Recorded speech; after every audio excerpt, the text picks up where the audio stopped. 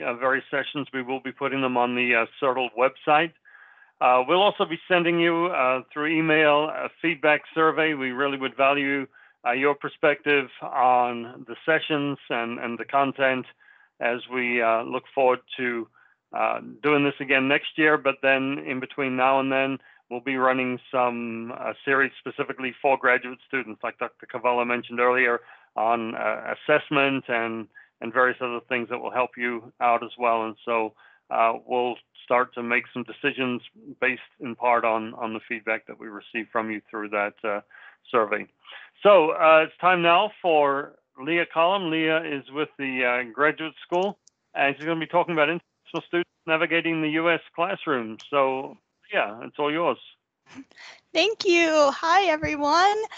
So before I really dive in, I just wanted to make sure that you can all see my slide.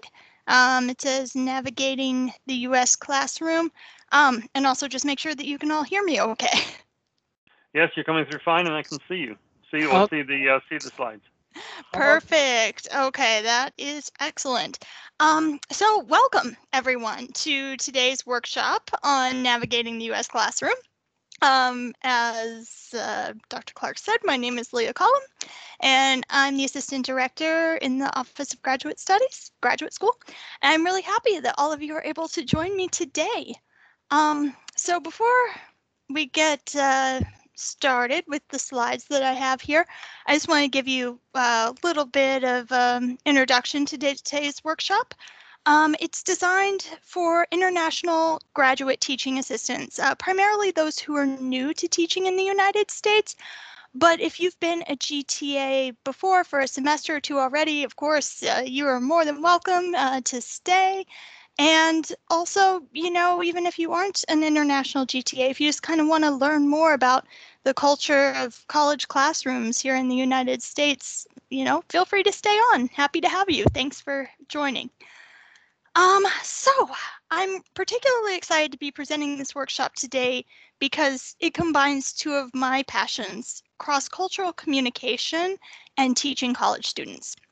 As you may hear from my accent, I am American.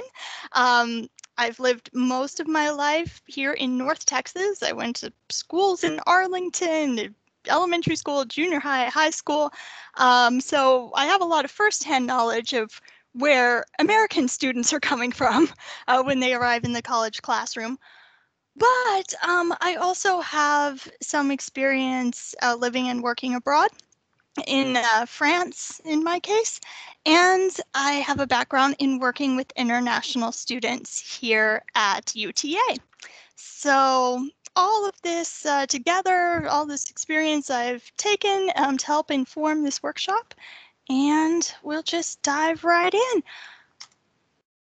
All right, so there are three main topics that I'm going to cover this afternoon. First up, I'm going to give a broad overview of the cultural context that you're walking into when you enter an American college classroom, whether that be a physical in-person classroom or online. So we're going to kind of look at topics like how do students typically interact with their instructors? What do they expect in terms of the environment, in terms of student-teacher relationships, and in terms of getting feedback from their instructors? Having a good basic understanding of these types of issues can help you as a GTA better reach your students and become a more effective teacher. Next, we'll talk about setting classroom policies and how to handle situations where students may try to negotiate or maybe seek an exception to policies. And finally, we'll talk about strategies for communicating effectively in the classroom, with special attention to English language issues for those of you who are not native English speakers. So first up, the cultural context of the U.S. college classroom. And what is culture? When I'm talking about cultural context, we kind of have to take a step back and really say, what is culture? There are lots of metaphors for culture. Many of you may be familiar with the iceberg metaphor, where they talk about how the 10% that you see is like clothing and food and, physical things that you see, but the 90% underneath the iceberg are like the values, the belief system, that kind of thing. That iceberg metaphor is super popular. But another metaphor that I came across when I was researching this presentation, I thought was really interesting. It was culture is to people what water is to a fish. So the fish swimming in its familiar home water, just imagine you're a fish and you're swimming around in your familiar sea. You may not be paying much attention to the water itself. The presence of the water, its temperature, its depth, sorry about that, and its clarity are mostly taken for granted. It's just the water. It's just what you're used to. But if you swim into a different place and the water changes, maybe it becomes significantly deeper or shallower, or colder, or warmer, clearer, murkier, whatever, then it's a different story. You may be noticing that water is different, and then other fish who are used to living in that area, they may not notice a thing. It's just their familiar home water. But to you, as the new fish, the water feels very different. And as a result, you may notice that the other fish in the area may be behaving differently from what you're accustomed to in your home waters. When you enter the classroom to teach students who have largely been educated in the United States educational system as an international GTA, it's important to recognize that your students' cultural context when it comes to teaching and learning, their educational home water, so to speak, may be different from your own. And these differences can impact how you and your students interact in the classroom. So let's take a step back now and talk about who your students are.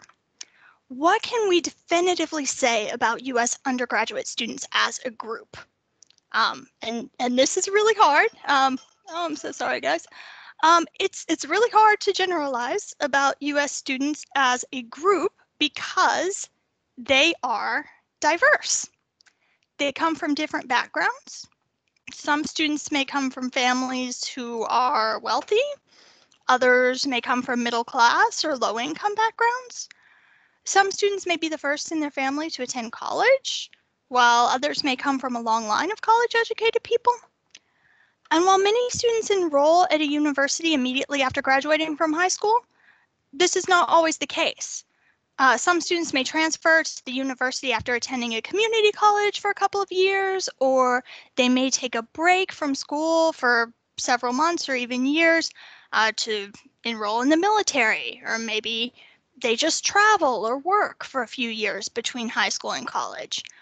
Some may have parents or family members who are paying for their tuition and fees, but others may have to work or take out student loans in order to pay for college themselves. Some are full-time students, others may be enrolled only part-time. English may or may not be the first language of your students in your classroom. Oh, sorry about that. So you can see there are a lot of potential differences.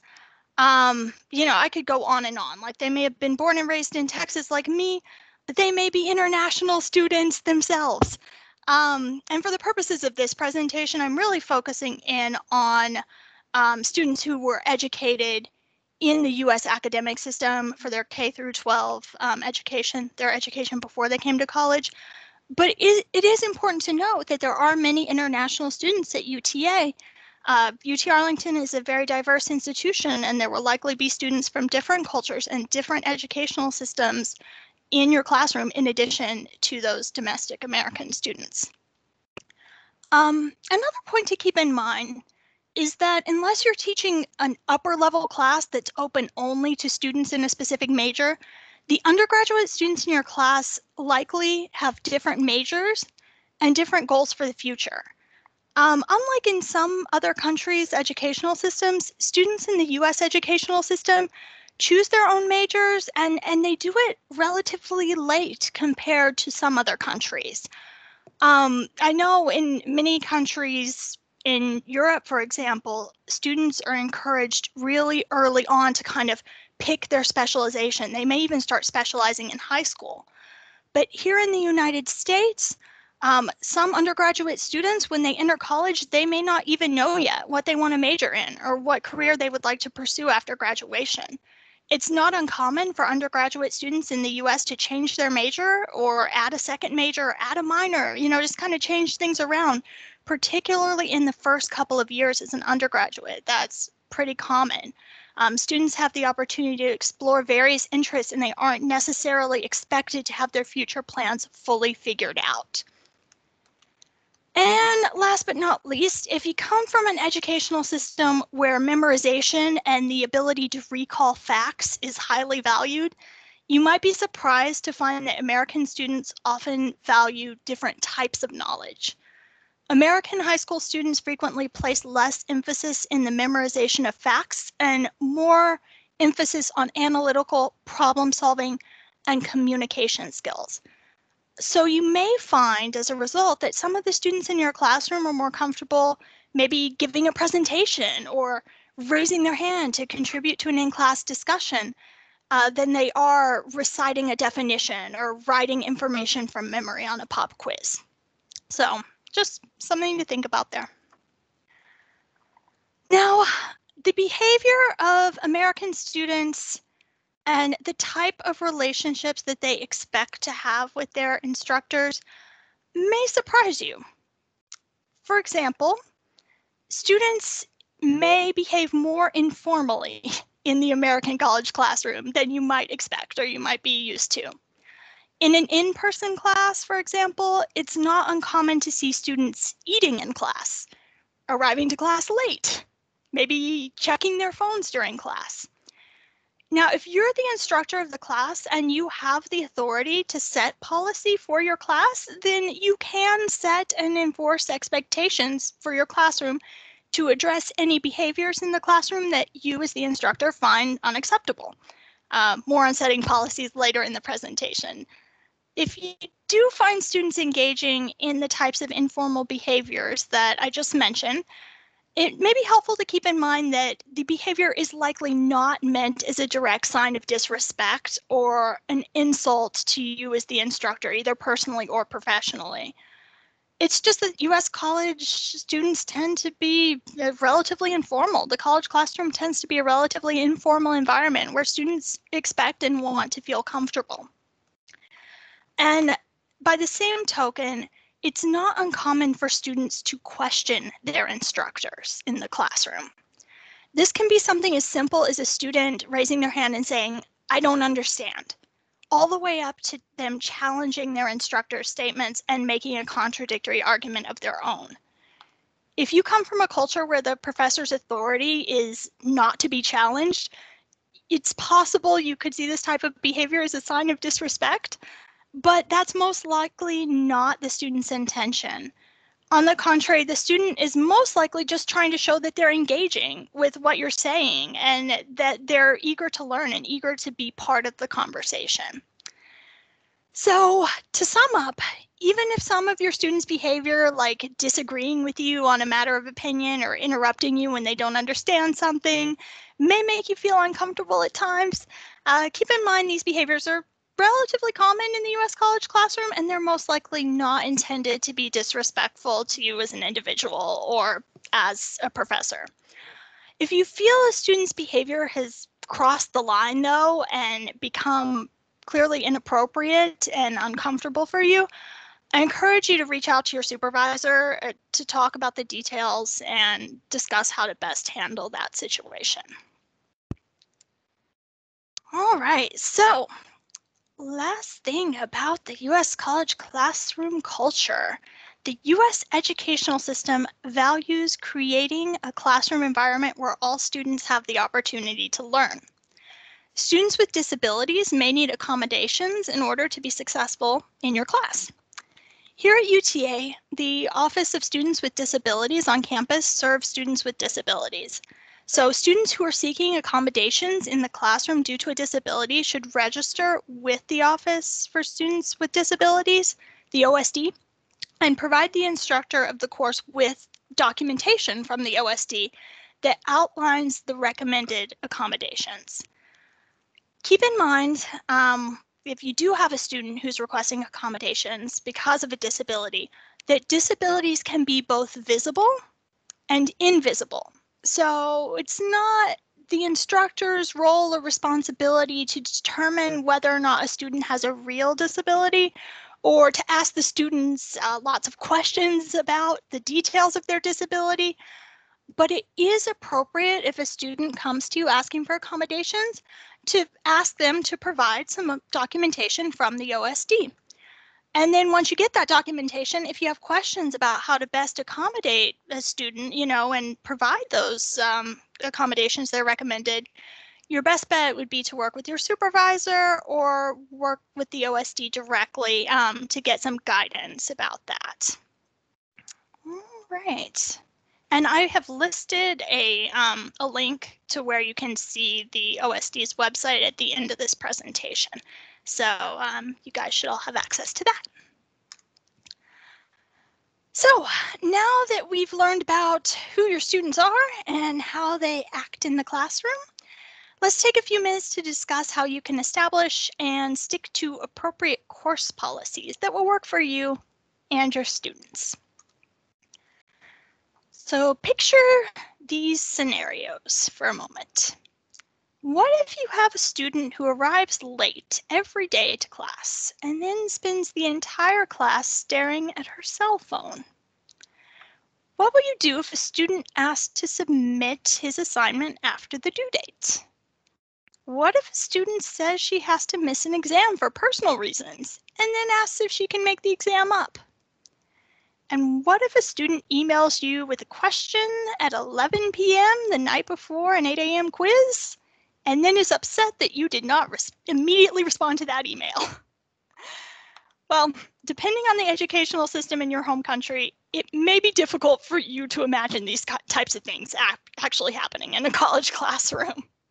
However, they are relatively common occurrences with U.S. undergraduates. I've had things like that happen to me as an instructor. Having clear policies in place can help you handle these types of situations as they arise.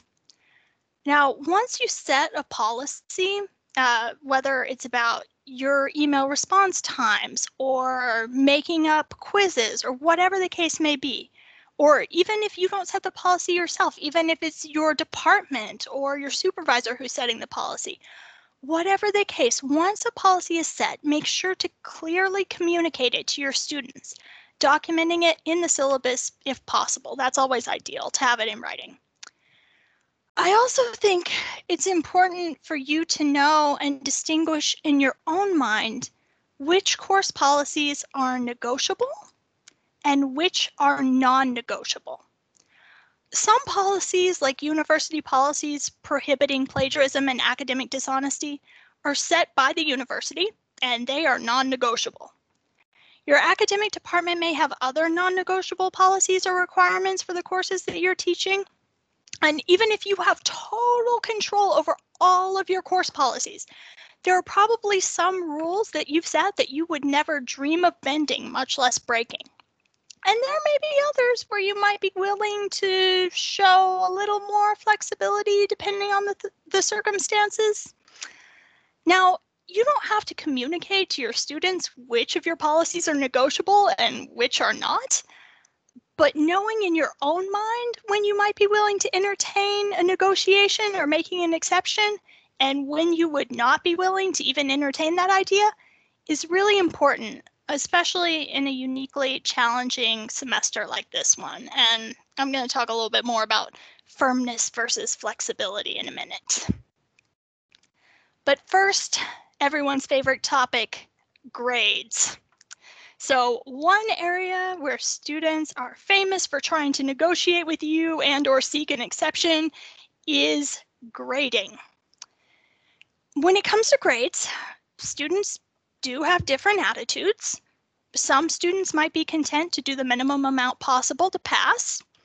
Other students are going to be very focused on earning straight A's because they want to maintain a scholarship, or maybe because they want to pursue further studies after their bachelor's degree. So Some students really, really care about getting that A. Other students really, really care about getting that D or C. Other students may seem to care less, but it just depends. But some students may want to argue with you about a grade they received. It happens. It's almost never a good idea to get into a back and forth discussion with a student about their grade in the heat of a moment. Not a good idea. One alternative I might suggest is if someone is questioning their grade or asking you to change their grade, maybe offer to review the assignment in question and get back to them. So kind of take it out of that, momentary back and forth discussion, take a step back, offer to review on your own time, and then get back to them. And if you do offer to do that, really make sure you review the assignment. Sometimes instructors do make mistakes, and if you find you made a mistake in your grading, that's okay. It's okay to admit that you made a mistake and fix it. So that's actually the best thing to do. If you find you made a mistake, just own up to it, correct it, and move on. Let the student know you've corrected it. Now, if not, if you look at it and you determine, no, this is fair, this is correct, then let the student know you've reviewed the assignment and that the grade stands. And if the student has additional questions or wants to talk about it more, you can offer to meet with them during your scheduled office hours. Now, students may ask for extra credit to improve their grades. This is also very common, tends to pop up toward the end of a semester. It's a good idea to work with your supervisor early on, though, to make sure that you have a consistent policy in place at the beginning of the semester before this extra credit question pops up. So you want to have a policy that's in line with your department's expectations and university policies, and make sure that you're treating all the students fairly in terms of your grading and your extra credit practices. Typically speaking, in general, Americans tend to be generally rule abiding and rule respecting, and they consider policies to be fair when they apply to everyone. So if you make an exception for one student, other students will expect the same treatment.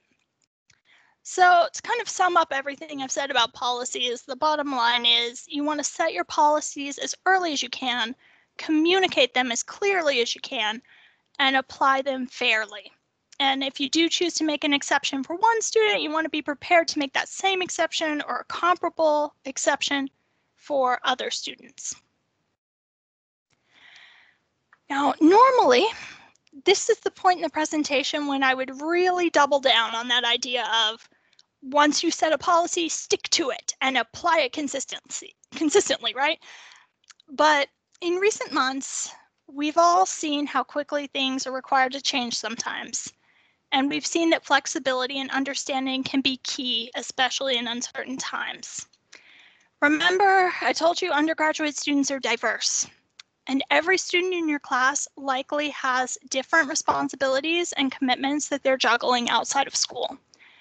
Maybe they're taking care of small children. Maybe they're taking care of an aging or ill family member. The unique stresses that we're all under right now as we navigate returning to school in the midst of an ongoing pandemic make showing flexibility, empathy, and understanding more important than ever. So yes, you can and should establish and abide by appropriate policies and expectations, and definitely enforce the non-negotiable ones like policies against cheating and academic dishonesty. With that said, though, if and when one of your students asks for an exception to a negotiable course policy that you're willing to bend, I'd suggest considering the request and or talking it over with your supervisor before you reject it outright. You may find that the special circumstances of this semester allow for or even call for more flexibility than might have been offered in the past.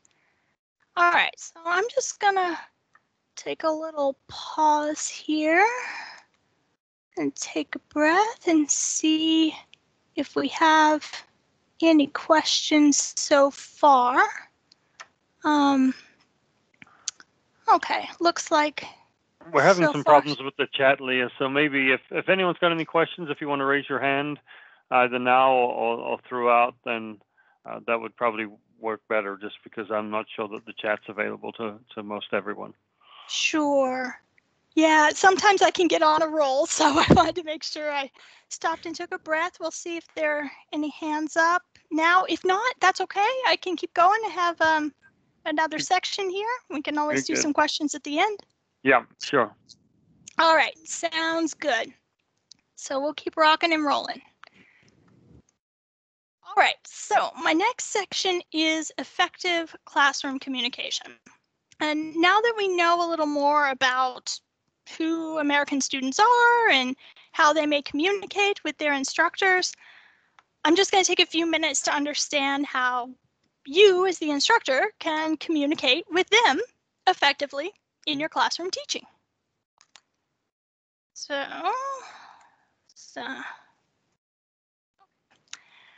So what do students expect from you? After years of being a student yourself, standing in front of the classroom as the instructor or even leading an online class for the first time may feel intimidating. The good news is your undergraduate students don't expect you to be an all-knowing, perfect fountain of knowledge. They do, however, expect you to explain concepts clearly, answer their questions in a way that's not confusing, and give examples of the principles and concepts that you're teaching. Now, that may sound simple, but you may also be thinking, well, Leah, that's easy for you to say.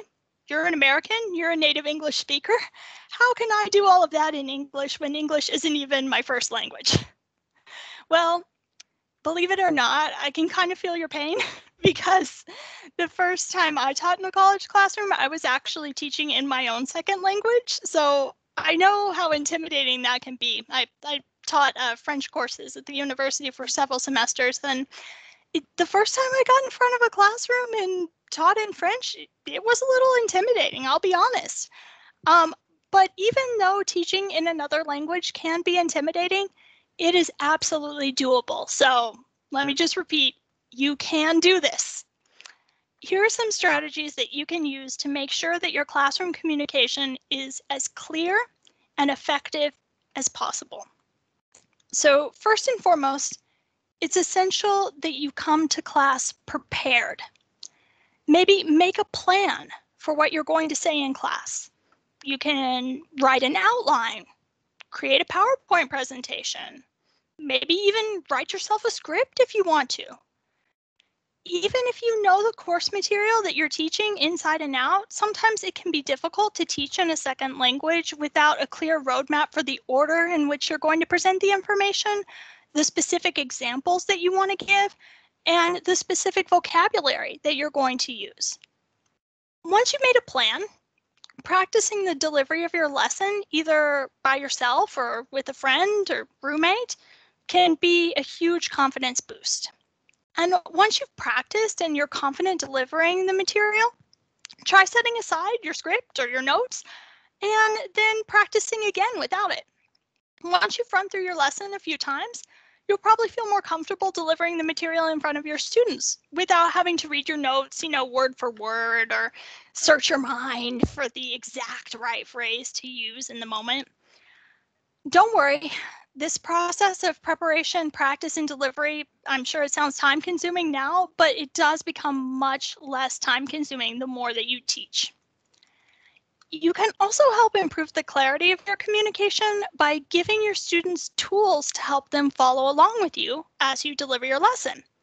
So this can be something as simple as providing your students a written outline of the day's lesson, or maybe some PowerPoint slides like this, just with some bullet points so they can follow along and see where you are. Or simply using language cues as a way to help your students follow what you're saying. For example, if you are in a classroom, like in person, you could write new or unfamiliar words on the board as you say them. Maybe if you're teaching online, you could just type the words in the chat as you're saying them so they can actually see how the word is spelled. And this can be particularly helpful if you are teaching new vocabulary that can be difficult to pronounce, and maybe something that's really technical and might be unfamiliar to your undergraduate audience. I'll give some other examples of how you can use language markers to help your students understand your lesson on the next slide.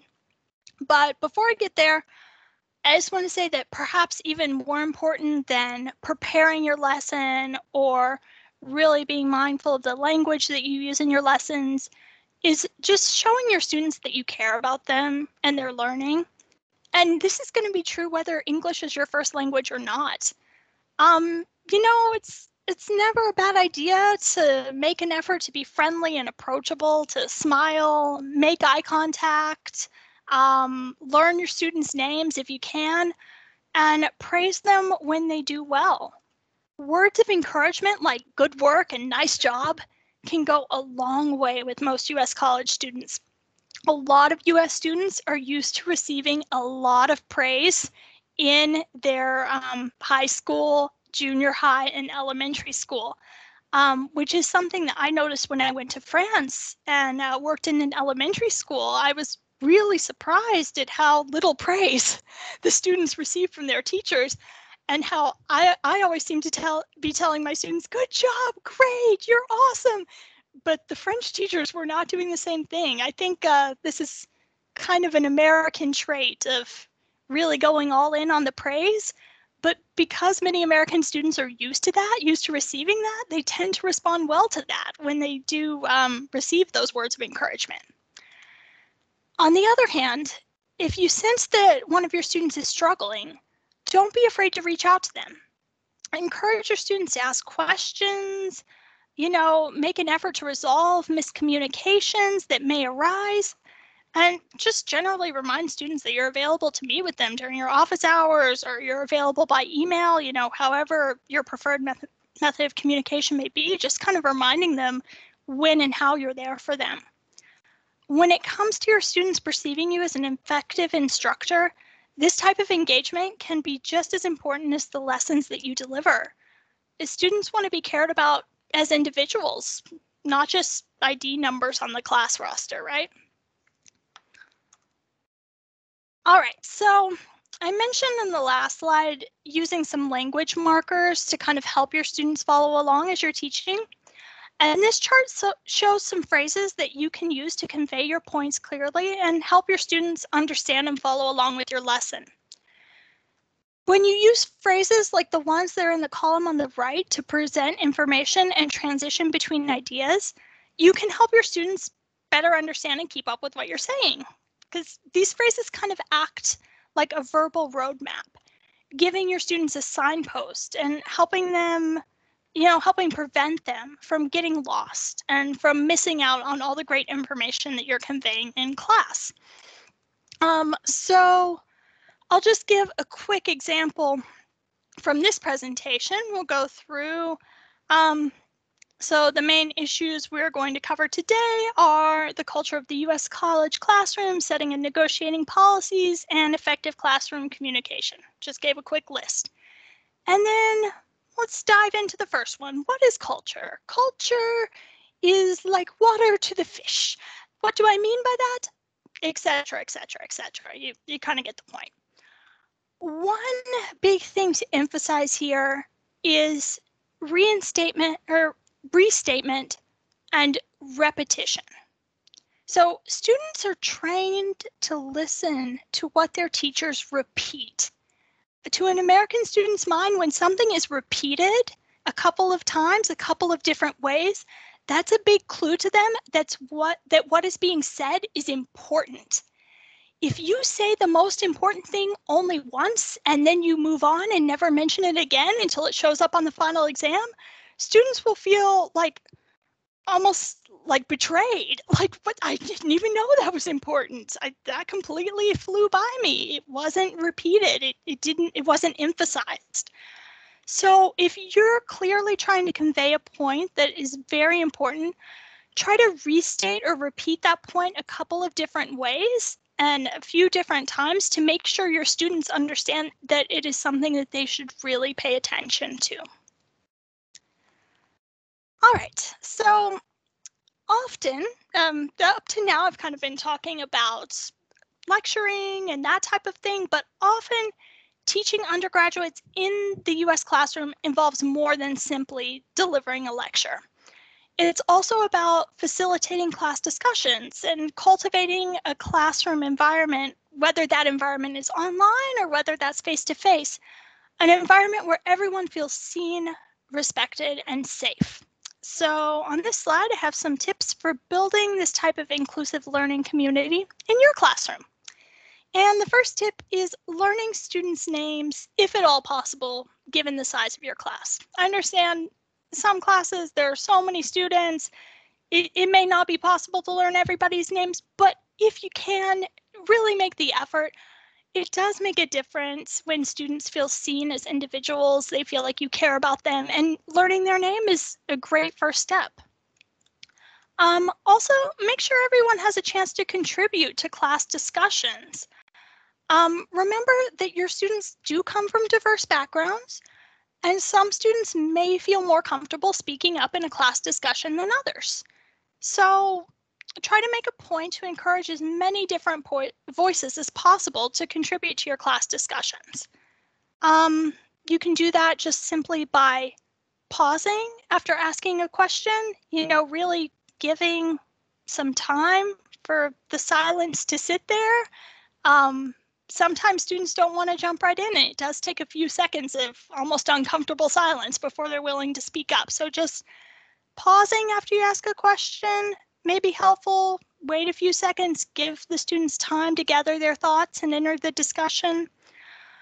Also, if you're in person in a classroom, just moving around the room, making eye contact with different students, being mindful. Do you tend to turn and face one part of the room more than the other, and just trying to engage students sitting in all parts of the room if you are in person.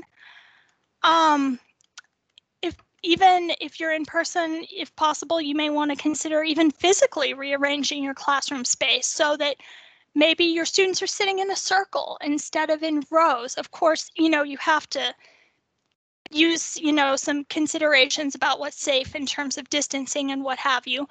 But, just kind of thinking about how your physical space can be arranged to facilitate discussions, whether that's a really large circle with lots of distance between the desks, or putting them in smaller groups, again, with lots of distance between them, because some students may feel more comfortable speaking up in small groups than they would speaking up to the entire class. And I'm sure there's an online equivalent to this. Those of you who have been teaching online and have more experience with that, after the presentation, I would love to chat about that, like different ways that you can break up students in an online class to kind of get everybody contributing.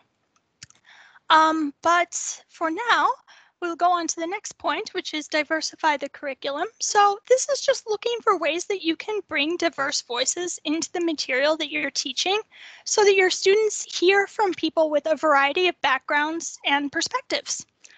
One way to do this could be, assigning readings by marginalized or underrepresented authors in your field. And I'd be interested in hearing if you guys also have other ideas for adding diverse perspectives to your curriculum. But because American college students are so diverse, including diverse voices can be really helpful at allowing students to see a little bit of themselves in the curriculum. It's always a good thing. And by the same token, sharing stories can be a powerful way to build community. So you can share the professional stories of the big names who built your field, which you probably do in some way, shape, or form, but also maybe lesser known contributors, just kind of to give your students a glimpse of the human side of what they're studying. You can also share stories about your own academic pursuits or your own research to motivate and inspire your students. And you can also look for opportunities to create time and space for students to share their own relevant stories, relevant to whatever you're teaching and talking about. So, more ideas for building a sense of community in a world of social distancing and online courses. I'm all ears and would love to hear what you guys have to think about that at the end of this presentation. But to sum up everything that I have talked about so far, when navigating the U.S. classroom, international GTA should strive to remain mindful of the cultural context and the student diversity in the U.S., establish course policies and apply them fairly, allowing for flexibility when that's appropriate depending on the circumstances. And finally, come to class prepared to present material clearly and promote active student engagement. So, for more information, of course, hopefully by now it's the end of the day. You're all familiar with CERTL, who is sponsoring this conference. They've got some great resources and they should be doing events throughout the semester, so definitely check them out. As promised, I've got a link for our Office of Students with Disabilities on here, so you can check out the resources that they have to offer. The Office of Graduate Studies or Graduate School, we also do lots of workshops for graduate students, especially if you are a new graduate student. Those of you who are new to your program as a graduate student, we have a couple of workshops coming up. One next week on navigating graduate school, and then another the week after that that's called Thesis Dissertation 101, which kind of gives you an outline to the process of writing a thesis or dissertation. So I encourage you to check those out if you're interested. It's uta.edu/grad studies is our website. And we always post our updates on social media, so follow us there at UTA Grad School. Here's a quick look at some of the sources I consulted when I was making this presentation. A lot of these resources are great. So I think there's a PDF of these slides in the files for this conference. Feel free to check that out and check out these sources. I would recommend all of them. All right, so thank you so much for listening to my presentation, and I'm really interested to hear your thoughts and questions. Thank you, Leah, very much. Really appreciate it and appreciate all that you do. So yeah, any questions? Anything? Raise your hand if you've got some anything that you want to add. If you've got some experiences, if you've got anything you'd like to share, or if you have questions about things that you've either encountered and you weren't sure about, or you've heard about. Now's a good chance to ask some questions. Yeah, absolutely. Or even comments. If anyone has some ideas, as I was revising this presentation with online teaching in mind, I thought about, how do you build that community in your online course with a diverse group of students? So if anyone has any thoughts or wants to chat about that I think would also be really interesting. And I'm not sure if I can actually see who has their hand raised, so maybe if someone has raised their hand, yeah, no, if you could help me. Right. Yeah, we've had a really good attendance today and throughout the whole day, but engagement's been a little tricky just because of the chat session not working. So yeah, and. Oh yeah, I just wanted to say thank you because a lot of these we covered when you in some way or form, and you just kind of put a really nice closure on everything. So appreciate it. I think yeah. So the diverse students, we will have sessions on inclusive teaching and strategies for inclusive teaching as we go forward this year in CERTL, and so you'll be invited to those. So really, there are a lot of strategies for called culturally responsive pedagogy to help really bring in students and keeping in mind their culture, their background, where they come from when you teach. So yes, a lot of those techniques are research based and they work well, and so we're going to be emphasizing those as well. And we also do sessions on accessibility, which you also brought up is very important, and promoting learning for all students and how we can make our courses as accessible as possible, both on campus and as well as online. So we have trainings all year round. We have sessions all year round. Wish we were face-to-face, because we would give you food, that graduate students always like lunch. or something. So we want to. We did last year before COVID, but once we're back up and running live, we will. But right now, they will be virtual as we are today. So, but thank you. Awesome. Yeah, Well, appreciate thank you. Yeah, I feel like I really just kind of scratched the surface on some of those topics, just barely. So, I think it's great you guys are continuing to offer resources and more details on these topics because they are really important. So I hope that all the graduate students attend. it. We had a good audience. Very good. Very pleased. Awesome. Hmm. Yeah. So any other questions or comments?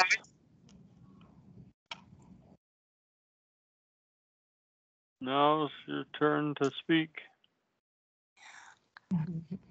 I don't see anything, and again, I don't think I can see if they raise their hands. So Right. Yeah, I can tell you no one has yet, but okay. I can call on them. There we go. I threaten the students. I'll call on you. But very good. Dr. Kim, I can put you on the spot. Is there anything that you wanted to add based on your experience with the English Language Institute and with teaching, English as a second language? Anything that you want to add? Honestly, I think just taking the time to get to know the students would help, and just be upfront with them. The students that I've worked with in the past who were international GTAs, they were concerned about their accent or maybe just different teaching style, or if it was their first time teaching ever, then they would be concerned about those things. But students, I mean, our undergrad students, for the most part, I think they are understanding and they will be willing to work with you. And really, don't be afraid. Yeah. It can be intimidating, but it really is doable. Mhm. I agree. Yes. Mhm. And if you need any help, we're here. Well, we had a faculty member. She tells the story.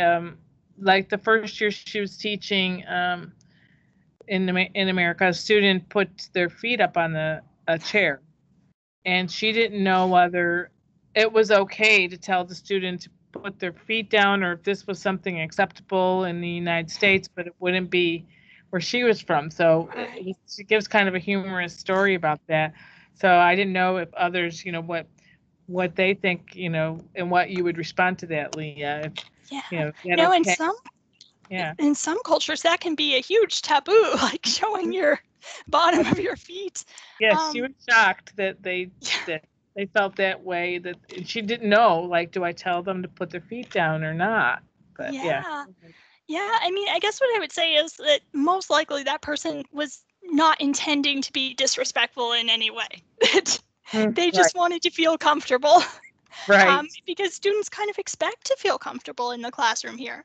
But I think it is okay if there's behavior that makes you as the instructor feel uncomfortable to ask the student politely to stop engaging in that behavior. And if it's something that, you see many students doing consistently, if it seems to be a recurring issue, then you can get to the point of looking at setting a policy perhaps and just communicating that. And it's okay to tell them, not to use their cell phones or, put them on mute and put them aside and whatever you think makes you comfortable. It's a balance. It's really a balance. Sometimes a lot of instructors try to incorporate the cell phone use in the class, which then makes it okay to use cell phone. So like that. But if they're disruptive in any way, my rule really would be that that nothing should interfere with the learning. And if it's interfering with my ability to help you learn in some way or interfering with your own learning or a classmate's learning, then I need to do something to change the behavior. So, I don't know if falling asleep in class, I mean, does that happen? I've had it happen. I think, I've seen it. I've seen it with freshmen. Yeah, some of the large classes, MAPS 1000 back in the day. It's no longer MAPS 1000, but I've seen it. You can go and find a nice time to put everyone to work on something and then go up to the student quietly without public humiliation, but just, say, hey, maybe you should go get some rest. If it's okay. Don't worry about it. Go home, Yeah. or whatever. I don't know. Yeah. Not confrontational, but just say, we don't want to be sleeping in class. So. Right. Kind of, it raises the question for me, the context of the online classroom, it raises so many different issues. And I did not teach any online courses last semester, so I don't know, those of you who did, do you have those issues where people are non-responsive when you call on them, then do you just say, okay, moving on, next person? Yeah. Say, oh, they must have stepped away. Okay. Yeah. I guess anybody could, not respond because they could. And then they could all just decide not to respond, and then anyway. They're going to go by what you say. So if you say, no, I expect you to be ready because I'm going to answer your question, and it's, participation is some proportion of the grade or something like that, then they should probably, they need to be there. And but it helps to give breaks. That's one of the reasons in this session today we gave deliberate breaks, because we know it's hard to sit through these meetings, and sessions. So the breaks really help a lot. I agree. Anything else, anyone? I think we're good. Oh, I think. Oh, there's one. Dilson, you got a question? Yes. Dilson. Yeah, I got a question. How you get started as teaching as a graduate student? It's a good question. How do you get started teaching as a graduate student? Could you elaborate a little bit more? What do you mean by how do you get started? I mean, how do you apply for the positions as a TA and all that? Ah, got it. Okay, so you're seeking a TA position. So those positions, if you guys don't mind, feel free to jump in, but those positions are typically offered through the colleges and schools. So my best suggestion would be to start with your academic department to see what their needs are. It may be that they already have all of their instructors in place for this semester, but they may need some GTAs for the spring. So just inquiring with your department, you can start, with the graduate academic advisor in your department, or if you have an advisor in your program, for your thesis or dissertation, what have you, you could ask that professor as well. But yeah, those positions are typically assigned by the departments, the colleges and schools. Dilson, what's your area? What's your subject? I'm doing information system. Okay, so business, College of Business. Yeah. Yeah, and also, are you a research assistant now, or on your own? You just want an assistantship? It's my first semester, so I'm still learning everything. Okay. Yeah, if there's anything, we know of anything, we'll definitely share that information. But yeah, definitely, as Leah mentioned, your department would be a good place to go. So very good. Daniel. Mm-hmm. Yeah, my question is about the adjunct positions for people who are working in the industry and they would like to come and teach in school. Are you asking again about availability for those positions? Yeah. The process, given you have explained that one for GTA.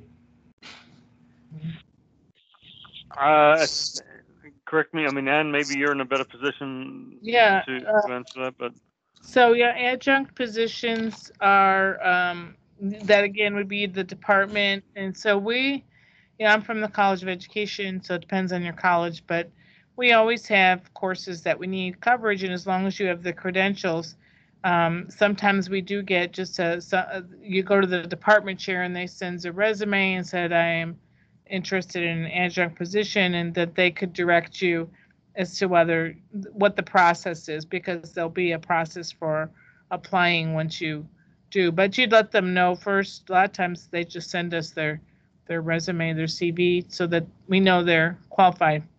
You have to have a master's degree to teach undergraduate students, and of course a PhD to teach graduate students. So, and then a lot of times they require the PhD for upper division, like senior, junior, senior undergraduates also.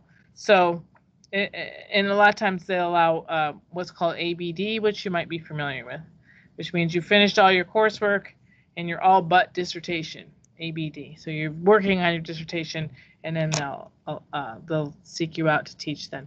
But I would go to the department. What's your field, Daniel? Your subject? Engineering, civil. Okay, good, very good. Civil engineering, okay. Yeah, go to the department and find out what to do there. Thank you. Any other questions?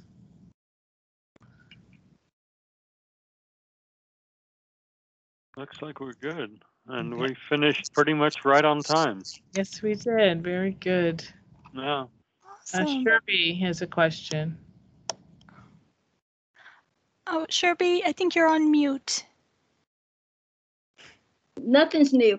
I just want to thank you all for a great presentation and for doing this. I was kind of in and out, but the parts I did enjoy were just awesome. So thank you.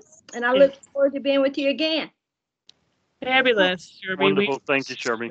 Oh, thank you. Yep. Stay tuned. We'll be sending Leah. We work closely with Leah. She helps us advertise our sessions, but we definitely have a full program coming up this year, and we'll be in touch with you as to how to sign up and when they're going to be held. So thank you. Yes, check your emails when you get emails from the graduate student listserv. Open those up and read them, because they have lots of great information about upcoming events and resources for graduate students. Yes.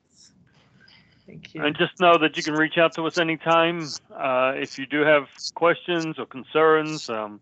If you're teaching and you just want somebody to come and sit in on your class and just observe and give you some feedback, we're happy to work that out as well. There's a lot of different services that we offer and would like to offer and work with you. So we're here to help you in your teaching as much as we're also here to help the faculty in their teaching as well. Yes. So thank you all for attending. Thank you to the presenters again. We so appreciate you. Thank you, fellows, faculty fellows, Thomas Dombrowski, Amy Austin, fabulous. Thank you to our student interns who assisted along the way. Sean, thank you for doing all the recording and making sure that each session was recorded. So I appreciate that. Yes. And we'll be putting them on our website. So we will have, again, all of the sessions will be on our website. And so feel free to either recommend other people to look at them, or you can check them out yourself as well. Thank you, Joshua, for handling all the signups. Yes. Thank you. Appreciate it. Thanks, guys. Thanks for having me. Thanks, everyone. Enjoy the long weekend. It's a Labor Day weekend on Monday, so enjoy the holiday on Monday and have a good weekend. Thanks, everyone, and we'll get a list of attendees and send out certificates as soon as we can. So, thank you for attending, everyone. Have a great weekend. Bye-bye. Bye.